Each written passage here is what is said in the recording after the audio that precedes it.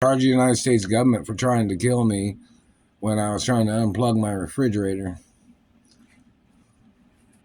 So I had to lean over the dryer to get down there.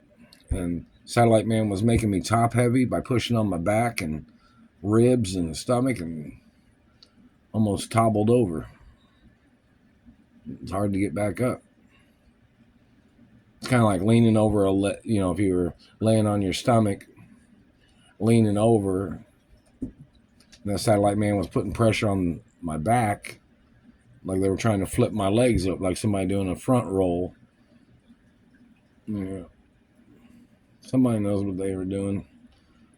They're still making it hard to breathe. Attempted murder.